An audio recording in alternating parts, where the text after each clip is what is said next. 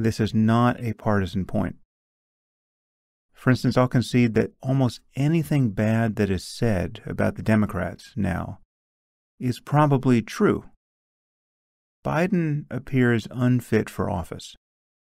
Whether he's actually senile, I don't know. But he simply can't communicate the way the president needs to. I mean, you watch these speeches and interviews and press conferences, insofar as they even take place.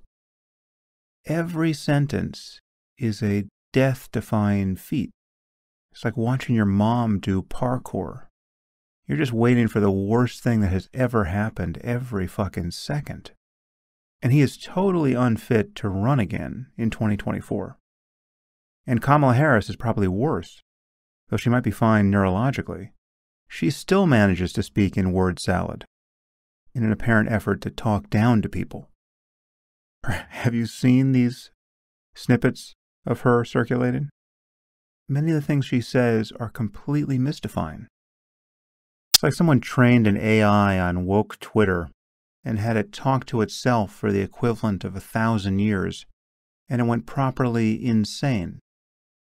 And as a political candidate, she manages to convey a disingenuousness that makes Hillary Clinton seem like Will Rogers.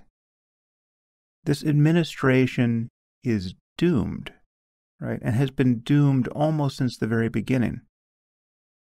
And as odious and as incompetent as the Democrats have become, there is simply no comparison between them and what the Republicans have become under Trump. Trump and Trumpism is not just a symptom of a deeper problem. They are that too, but they are also a cancer that has been actively destroying our politics. You have to cut out the cancer. Trump has always been and remains a litmus test.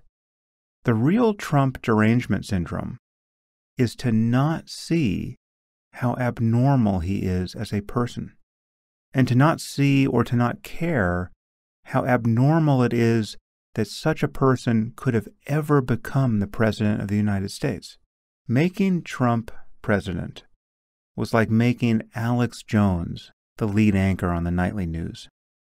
Whatever you want to say about the media, whatever you want to say about CNN, for instance, about the errors of journalism they make over there, and about how woke everyone is, it would be orders of magnitude worse, and the degradation of our journalistic standards would be complete if they swapped in Alex Jones for Anderson Cooper. That would be a totally different world, journalistically speaking. And that's where we are with the Republican Party, and the prospect that we may one day see the orange man in an orange jumpsuit seems to have grown a little. That is, of course, if he doesn't become president again in the meantime.